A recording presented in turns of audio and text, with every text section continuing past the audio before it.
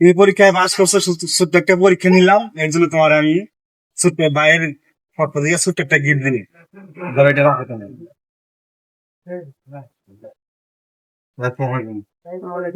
আবার কেন? এই তো ভাই, ভালো। ভাই জায়গার নাম কি?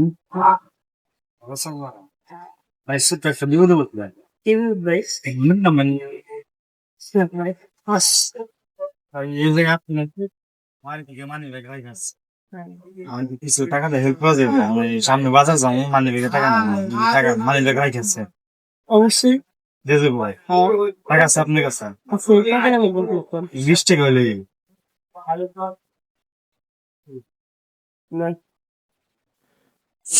আচ্ছা, খুব উপকার হলো ভাই, ধন্যবাদ। হ্যাঁ আচ্ছা ভাই, একটা কথা, কি মনে করেছিলা আমার কাছে টাকা আমার হেল্প করলা? না, আপনি বিপদে পড়ছেন, তাই সেটা করে দিলাম।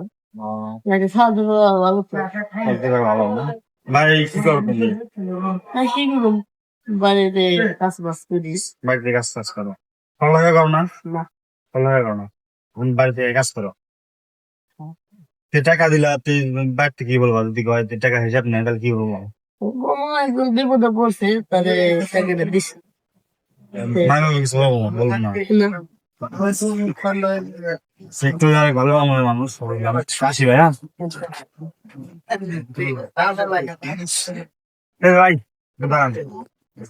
ভাই আসলে একটা পরীক্ষা করলাম তোমার, বিপদে পড়লে সাহায্য করে কিনা বুঝছো? ছোট্ট একটা পরীক্ষা করলাম, পরীক্ষাতে তুমি বাস করলো।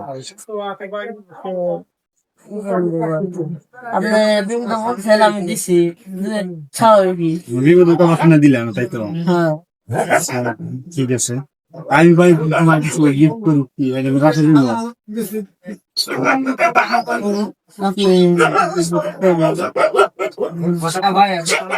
দিনে কত টাকা ইনকাম হয়, কত টাকা কাজ করো দিনে?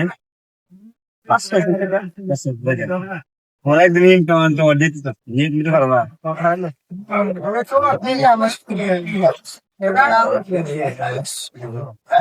তুমি পরীক্ষায় পাস করছো, ছোট্ট একটা পরীক্ষা নিলাম, এর জন্য তোমার আমি ছোট্ট ভাইয়ের পক্ষ থেকে ছোট্ট একটা গিফট দিলি।